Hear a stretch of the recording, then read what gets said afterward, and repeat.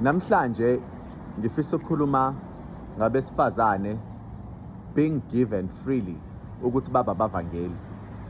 You know, most of the time umuntu wesifazane ngakwenza ube muhle noma ube mubi kunoma ubani.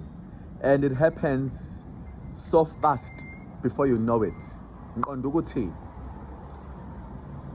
ngale nkathi uma ngabe umuntu wesifazane ekuthandile uzokulwela uzokumela kubantu, at the same time uma ekuzondile uzokulwela ukuthi abantu bakubuke kabi. Ngiqonda ukuthi they are the first to see into before abanye beyibone, and kuhlezi benamandla abahlanganisayo to share amongst each other njengabantu besifazane. So today specifically ngizokhuluma ngabesifazane being abavangeli.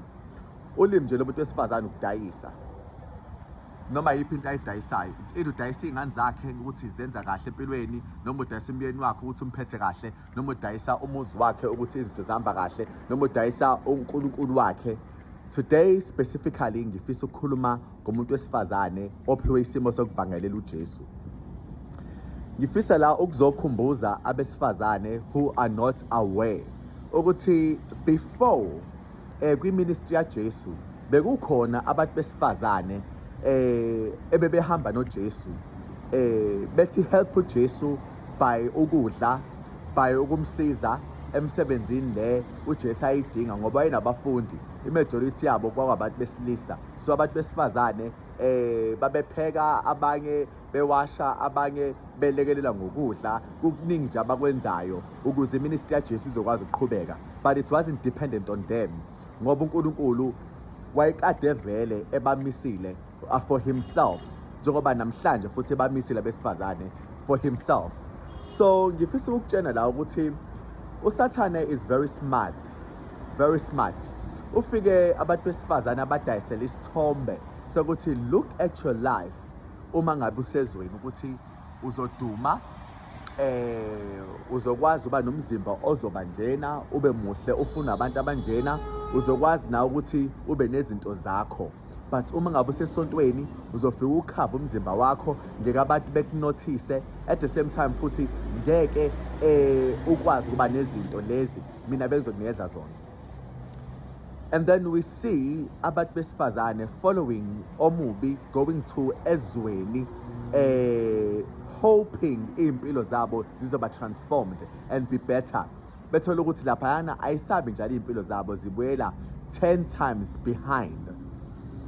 Ngizama ukukuvezelela ukuthi if abesifazane bekuvangelela ukuthi hey, asambeni sophuza, asambeni sojabula, asambeni sokuthi sohlanganyela sibe nama gatherings ethu, siphume siyoko spa senze izinto ezikanje. Generally they do not know ukuthi babavangeli bona.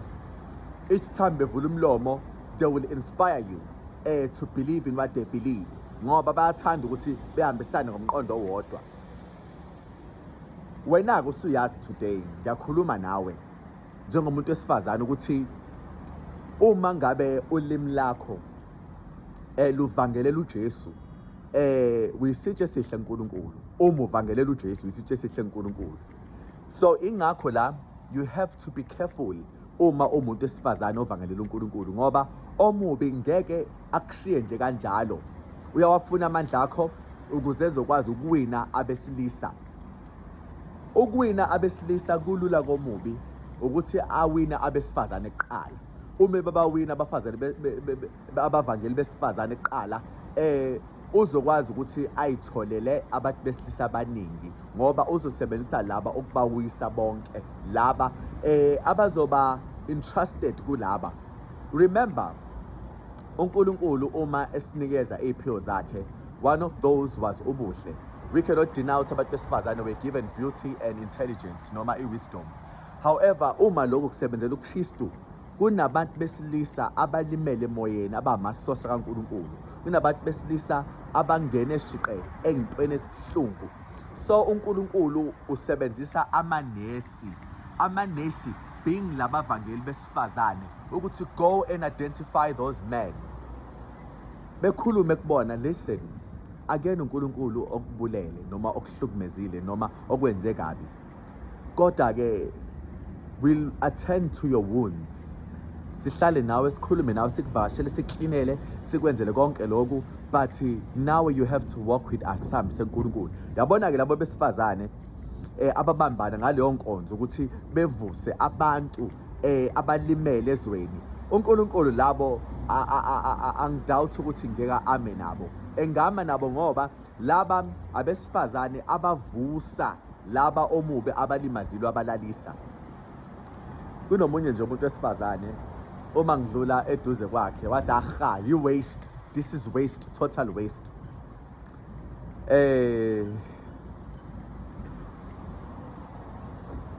uNkulunkulu uma ngabe emkhethile umuntu ukuthi abe isitsha sakhe, naye lowo muntu wavuma ukuba isitsha sikaNkulunkulu, lo muntu lo ngeke esakwazi uku-impressa abanye.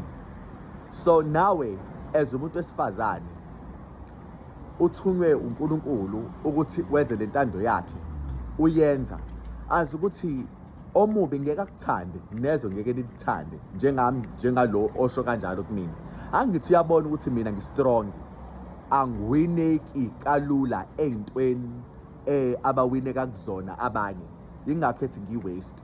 So wena-ke njengomuntu wesifazane uNkulunkulu ambizile, vuma umzimba wakho usamuhle, vuma usanekheriye phezulu, vuma usadumile, vuma usafuna uyabona bonke abantu, and ube umuntu wesifazane ozombatha ubungcwele baNkulunkulu, and see how far can you go noNkulunkulu.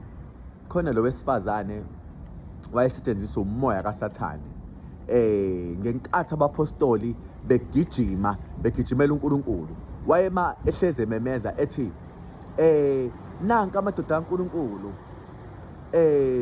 agijima ngey'ndaba ezintsha zevangeli lombuso kaKristu. Ngiyacabanga ukuthi ethi ayiye lapho. So lo moya lo Pawulo uyilibele ubuke ukuthi no, lo moya uyabona but awuboneli ngokwendlela kaNkulunkulu. Wazi warebuka uPawula. That is when abantu ade benza imali ngaloyo wesifazane started getting angry ukuthi uPaul umsindisile lo wesifazane obekhwelwe umoya wedimoni. Ngizama ukukuvezela ukuthi abesifazane ezweni omubi abasebenzisa, abanye abenze bevendelize umzimba wabo, abanye bebekwe as a shield ey'ntweni ezobumnyama ukuze babe yikhava, ukuze omubi aqhubeke nemisebenzi yakhe. Kuningi okwenziwayo, but uNkulunkulu abesifazane akababuki as objects to be used kabi, ubabona njengabantu okumele bahlangane balile, ngoba bazenzanga ukuthi baba abantu besifazane balilele intsha edakwa iziqephuze izingazazi amagama azo. Abesifazane uNkulunkulu ufuna benze lokho, belile bethi uNkulunkulu asizenzanga ukuthi sibe abantu besifazane, kodwa Nkosi ngale ntsha edakwa izilala ematshwaleni ingazazi ukuthi yobani amagama abo, ngalesi sizukulwane sibi kangaka siyalila. Amandla-ke owesifazane omvangeli ukuthi akhale uNkulunkulu, alibele ekukhala uNkulunkulu, akhalele iy'ngane zakhe. Ukukhala kwalo wesifazane ekhalela iy'ngane zakhe, lo owesifazane wenza ukuthi uNkulunkulu inhliziyo yakhe ithinteke. Abesifazane-ke labo lo owakhalela abantwana bakhe, ngicabanga ukuthi sewema isebhayibhelini lapho, whereby inkosi yayibulale bonke abantwana hoping ukuthi izobulala uJesu uma ibulala bona. Lo wesifazane wabalilela abantwana bakhe bonke, wangavuma ukuthuliswa ngabo ngoba inhliziyo yakhe ayibuhlungu. Ngizama ukuveza la ukuthi there are divine purposes uNkulunkulu athe wabanikeza abantu besifazane. For example, uMaria was chosen amongst women ukuze ezoba negama elihle umhlaba wonke, izizukulwane ngezizukulwane, ngoba inkosi yazalwa ngaye.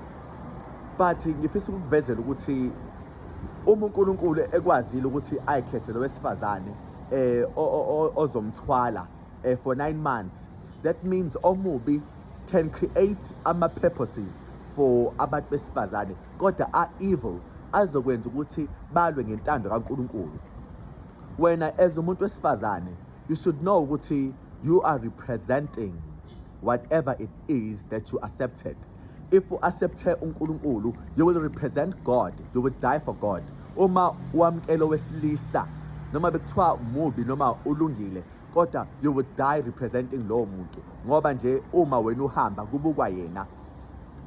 Baningi abantu besifazane la aba-independent abangenabo nje abantu besilisa, abanye abangabadingi abahamba ngey'moto ey'nkulu noma bebe nemizi emihle, kuze kuthiwa ayi indoda yakhe imenzela yonke into lo, yabona nje sesiqine nokuthi sekuyena ngoba useyindoda ngokwakhe.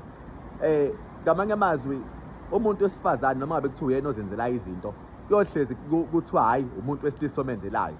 Ingobani? Ngoba umuntu wesifazane should represent someone behind. Angisho ukuthi they belong behind. They are representing someone or something. Ingakho la abanye bezondwa. It's because what they are representing is not good in the public eye. Ingakho abanye bethandwa. It's because what they are representing is something good. So kubalekile ukuthi njengoba la kudingakala abavangeli besifazane, sebenzisa umlomo wakho, ungadayisi isono, ungadayisi ububi, dayisa indaba zaNkulunkulu, dayisa izwi ukuthi ngomzimba wakho abantu abahlezi bephupha ngawo bewufuna, kodwa kwazeke ukuthi waziwa umuntu oyedwa okuyilo oyisitsha sakho, kodwa laba abanye abawazi. Wena usebenzisela uNkulunkulu umzimba wakho ngoba unikele ngawo ungcwele emsebenzini kaNkulunkulu. I don't think mina uNkulunkulu nganenkinga ukuthi umzimba wakho unikeza umuntu oyedwa lo akuphe yena. Wethu ushadile noma ushadanga, so long as wena umkhombisa iqiniso ukuthi yena akukhombisa iqiniso okwakhe, but uma umsebenzela ufocused kuyena, uNkulunkulu unamehlo, uyakwazi ukubona ukuthi umntwana wami lo uyangithanda, uyinikele, akayixhaphaza umzimba wakhe ngoba uJesu sonjalo. Ungavumi umuzi wakho udlovwe. Ngiza njengesela, hlala ugadile. Ngamanye amazwi ungahambi uvulela nombani umnyango ukuthi angene kuwena aphume kuwena. Kodwa ke uJesu ngale nkathi ekusho lokhu had an idea yokuthi umuntu akayingcwelise, ukubona noma ukwazana nomuntu oyedwa kukwenza ukuthi noma ngabe ukhuluma phambi kwabantu ube naloko okuhlonipheka, especially ngikhuluma kubantu besifazane. Message yosuku ukuthi lo muntu oyedwa masisebenzela uNkulunkulu, noma bekuthiwa abantu ke bengabuza ukuthi akanayo yini indoda loyo, sekhathele empilweni, sezositshena ngoJesu, akukona okwabo lokho. Okusala wena, you are rendering ama-services uNkulunkulu, and ama-services azokwazi ukuthi athi help the entire nation. Look at uMaria noJoseph. They did not know ukuthi later 2000 years they will be remembered in history. Babengazibona kodwa buka ke today basakhunjula. Nawe imisebenzi yakho kwamanje ingangabonakala, but later on izobonakala. Yabona ke, I'm well aware as I keep making these videos, one day ngizolala ngiphunyuze uNkulunkulu, but le misebenzi yami yosala la noma esethanda umuntu ngiyazi akwazi ukuthi undone them. Imisebenzi lo uNkulunkulu afuna nawe uyenze. Nami ke ngingasho ukuthi I represent umakoti wasezulwini, because normally I speak about uJesu. I represent that lo makoti kunye nabo abantu besifazane kanjalo abantu besilisa, they are representing umakoti. uJesu being umkhwenyana okuyena osinakekelayo. Na uJesu akunakekele nami anginakekele. Ikona lokho ekumele sikusho kubantu abantu bekwazi ngoba kuyona imfihlo. Izinto ayishilo eBhayibhelini uyazenza, nanamanje usazenza, uyazivikela, uyasiprovide, usenzela konke. So kelani ukukhuluma ngayo egameni likaJesu. Amen.